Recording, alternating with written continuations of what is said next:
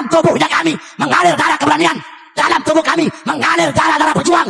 Kami punya kakek Sayyidina Ali bin Abi Thalib, beliau dibunuh karena beliau dengan lantang menyuarakan kebenaran. Pernyataan bahwa di darahku ada darahnya Rasulullah SAW, dan selalu di mana-mana bergembar-gembor di darahku, mengalir darah Rasulullah SAW, lalu kemudian memprovokasi umat. Assalamualaikum warahmatullahi wabarakatuh. Sahabat Kak Zeb, benarkah tes DNA itu haram ataukah tes DNA itu dibolehkan? Jadi di sini ada perbedaan pandangan para ulama tentang tes DNA. Apalagi sekarang di polemik nasab ini ada yang menyuruh tes DNA dan juga ada yang mengharamkan tes DNA. Jadi bagaimana tuh? Nah, jadi simak nih yang menyuruhnya untuk tes DNA. Tes DNA, aing hayang nyaho, sia keturunan saha, berani nggak tes DNA? Dan ada juga yang melarang tes DNA. Jadi Habib Hanif menyampaikan yang dihasilkan, katanya dihasilkan dari Forum Fikih Dunia, bahwa tes DNA itu haram. Itu kan kata siapa? Kata Habib Hanif Al-Atas. Terakhir, Habib Rizik mengatakan dalam ceramahnya, siapa yang mengaku sebagai cucu Nabi atau yang ngaku-ngaku sebagai cucu Nabi wajib tes DNA, wajib verifikasi dengan tes DNA. Jadi Habib Rizik menyuruh untuk tes DNA. Hampir sama ya seperti Ki Imaduddin. Yaitu Imaduddin menyuruh untuk tes DNA, Habib Rizik pun awalnya menyuruh untuk tes DNA. Karena apa? Di situ kata beliau ada rambutnya Nabi, katanya gitu kan, kata beliau ada rambutnya Nabi. Kemudian, nah di situ verifikasi apakah sama cocok orang-orang yang ngaku sebagai zuriyah Nabi dengan Nabi Muhammad SAW. Itu kata Habib Rizik. Jadi harus diverifikasi teman-teman. Nah, untuk itu di sini ada sebuah video yang masya Allah luar biasa, sangat bijaksana. Namanya kita pasti sudah kenal dari zuriyah Wali Songo, namanya Said Saif Alwi, ya. Namanya Said Saif Alwi. Beliau orang yang masya Allah, orang yang sangat bijaksana. Menurut beliau, bagaimana sih hukum tes DNA itu? Mari kita simak bersama-sama. Tentang penelitian DNA. Banyak orang yang mungkin belum memahami betul tentang tes DNA. Nah, tes DNA ini ada DNA saja, ada Y-DNA, karena ada X DNA itu ada Y-DNA. Sedangkan kalau Y-DNA ini adanya di laki-laki. Ya, karena setiap manusia itu kurang lebih memiliki 22 pasang kromosom, dan ada 2 pasang kromosom lainnya yang menentukan atau sepasang kromosom yang menentukan untuk pembentukan alat kelamin atau gendernya. Dan yang perempuan ini ya XX, sedangkan yang laki-laki ada X dan Y. Yang Y-nya ini, kromosom ini adanya di laki-laki. Nah, jadi ada Y-DNA. Sehingga Y-DNA ini akan selalu identik dengan garis laki-laki. Walaupun dari berbagai negara, ketika garisnya sama, leluhurnya sama gitu kan. Jadi garis laki-lakinya itu bisa ketahuan, walaupun mungkin ada beberapa mutasi genetik karena ada asimilasi, percampuran pernikahan gitu. Tapi yang Y-DNA-nya ini tidak bisa berubah. Y-DNA-nya ini akan tetap ada identiknya gitu. Sehingga nanti ketika walaupun sudah beberapa generasi, beberapa abad, lalu kemudian di berbagai negara itu ada yang genetiknya identik, Y-DNA-nya sama gitu. Ada kemiripan atau ada identik, mirip, identiknya lebih daripada kemiripan. Jadi ada persamaannya, walaupun sudah ada mutasinya. Nah itu akan ketemu. Sehingga di laman resminya Wapres Indonesia, Wakil Presiden Indonesia, merujuk kepada hasil Bahthul Masail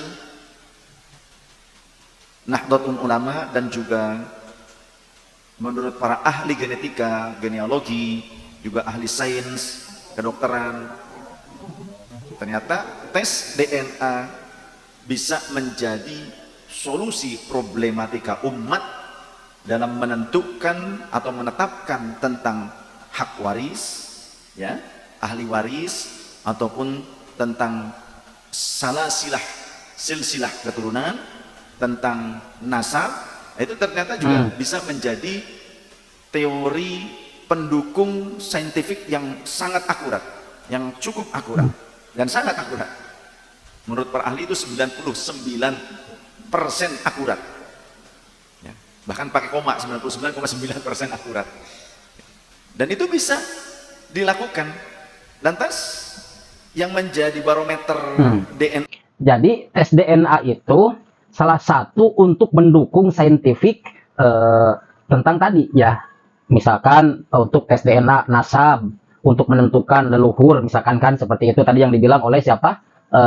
Said Saif Alwi, dan juga untuk menentukan hak waris gitu. Jadi mungkin saja, nah seperti tadi ini permasalahannya nasab, mungkin saja ya nasab Nabi pun bisa gitu sampai gitu kan dengan tes DNA. Tapi ada juga ulama yang mengharamkan kan seperti itu. Jadi saya tidak menjudge atau tidak menyuruh siapapun itu kan, selagi beliau baik, selagi beliau orang yang takwa, yang patut kita tauladani, yang patut kita contoh, mungkin beliau juga merupakan pewaris daripada Nabi Muhammad SAW, ya. Tapi kalau ada yang ngaku-ngaku keturunan Nabi atau ngaku-ngaku sebagai zuriat Nabi, tersambung kepada Nabi, tapi akhlak dan kelakuannya tidak sesuai dengan apa yang dicontohkan oleh Nabi, kita nggak boleh patuh, nggak boleh jadi panutan, karena melanggar hukum syariat misalkan. Itu kita nggak boleh patuh. Akhlaknya jelek, kita nggak boleh patuh. Dan jangan dijadikan panutan. Jadi artinya, walaupun dari kalangan biasa, bukan daripada misalkan duriah Nabi, tapi kelakuannya baik, misalkan adabnya bagus, ilmunya luhur, itu, nah wajib kita beliau jadikan panutan. Yaitu kan siapapun orang yang seperti itu, misalkan dari kasta yang biasa. Ya teman-teman. Jadi tidak memandang, karena ketakwaan itu yang paling utama. Gitu. Yang paling utama teman-teman. Jadi bukan dari nasab. Kalau menurut Quran, inna akramakum indallahi atqakum. Yang paling utama, yang paling mulia itu yakni dari ketakwaan seseorang. Jadi bukan dilihat atau dihitung daripada nasabnya. Gitu teman-teman. Ya oke, mari kita lanjutkan dulu ya. Seperti apa penjelasannya Said Saif Alwi ini teman-teman. Biar nggak penasaran kan teman-teman. Tanya dari mana? Kalau ternyata leluhurnya sudah sekian abad dan sudah wafat. Jika masih ada sisa-sisa bagian tubuhnya seperti rambut, gigi, kuku, ya, itu masih bisa diambil sebagai sampel Y-DNA tersebut. Dan ini sebetulnya sesuai dengan kaidah-kaidah ilmu fikih. Ya, seperti qiyafah. Dulu zaman Rasul kan juga ada orang yang bersengketa tentang ini anak siapa gitu loh. Ternyata dilakukan penelitian dari segi kemiripan, apanya hidungnya kan ini lebih mirip dengan siapa, seperti itu. Karena ada sengketa di zaman Rasul seperti itu. Nah kalau sekarang di zaman teknologi modern yang sudah dikembangkan lagi, maka bisa diterima ketika ternyata menurut para ahli sains hidungnya mancung ini gitu ya. sangat efektif. Dan efektivitasnya itu, validitasnya itu 99,9%. Wah, itu sudah diyakini oleh para ahli sains, ahli genealogi. Ahli genealogi itu ahli persambungan DNA, genetik DNA, nasab, silsilah gitu. Itu sudah diyakini itu. Jadi 99% teman-teman. Oleh karenanya kita lihat di berita-berita seperti artis, ya, artis punya anak dari seorang wanita, artis laki-laki punya anak dari seorang wanita yang mungkin sebelum dia jadi artis dia punya istri, kemudian sampai punya anak, lalu pada saat jadi artis dia enggan mengurusnya atau meninggalkan anak dan istrinya tersebut, sehingga pada saat sudah menjadi artis besar lalu dia punya istri lagi, kan ada kan kejadian begitu. Nah, si anaknya ini menggugat kepada si ayah karena tidak tanggung jawab istri dan anaknya. Si suami ini gak ngaku bahwa itu anaknya, gak ngaku. Maka apa yang dilakukan solusinya? Tes Y-DNA, tes DNA. Maka dibuktikan ternyata itu anaknya, dan dia akhirnya mengaku. Yang tadinya gak ngaku akhirnya ngaku. Nah, jadi saya rasa sangat efektif sekali ya, tes Y-DNA ini, Y-DNA khusus untuk menentukan garis laki-laki, DNA-nya Y-DNA, itu dari kromosom ya.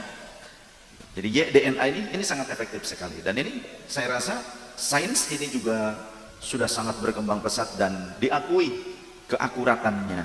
Ya, ini sebagai pendukung lah, sebagai salah satu metode pendukung utama. Bahkan pendukungnya pendukung utama, metode pendukung utama. Sehingga di Bahsul Masail NU disimpulkan atau diterima, diputuskan bahwa tes DNA itu menjadi salah satu solusi problematika umat di dalam menentukan tentang siapa ahli waris, ya, tentang genetika, tentang salasilah nasab. Nah, itu sudah dibukukan di dalam buku hasil Mu'tamar kalau tidak salah. Kemudian juga secara resmi di laman portal websitenya silsilah Wakil Presiden Indonesia Profesor Dr. Syekh Haji Ma'ruf Amin, yang beliau dinobatkan sebagai atau diberikan gelar Bapak Ekonomi Syariah, atau juga banyak yang menyebutnya sebagai fuqaha, karena memang beliau orang faqih ya, salah satu dari fuqaha. Beliau juga pernah menjadi Ketua Umum MUI, juga menjadi Rois Am Nahdlatul Ulama pernah, dan beliau menyampaikan itu. Oleh karenanya jika ada perdebatan-perdebatan tentang silsilah gitu kan, selain data-data primer seperti manuskrip, maka salah satu yang cukup bisa diandalkan dan diterima oleh kalangan internasional dan bahkan oleh para naqib dan munsib internasional, yaitu tes YDNA. Nah, itu sangat akurat ya. Jadi jika memiliki pernyataan bahwa di darahku ada darahnya Rasulullah SAW dan selalu di mana-mana bergembar-gembor, di darahku mengalir darah Rasulullah SAW, lalu kemudian memprovokasi umat, menggerakkan umat supaya menjadi barriernya, menjadi bentengnya. Nah, itulah kenapa harus menggunakan umat ini untuk jadi benteng. Jadi ketika melakukan pernyataan-pernyataan di mana-mana, ya, berani menyatakan bahwa di darahku, di diriku mengalir darahnya Rasulullah, tapi kenapa nggak berani tes DNA? Kan simpel.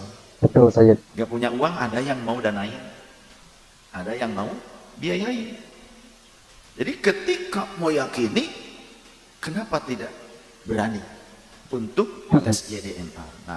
Nah, jadi itu teman-teman ya, yang disampaikan oleh Sayyid Saif Alwi itu bahwa boleh melakukan tes DNA untuk verifikasi tentang sebuah nasab, dan menjadi faktor utama tentang pendukung ya, menjadi faktor utama mendukung tes DNA itu untuk menentukan garis silsilah nasab atau salasilah kalau kata Sayyid Saif Alwi ya.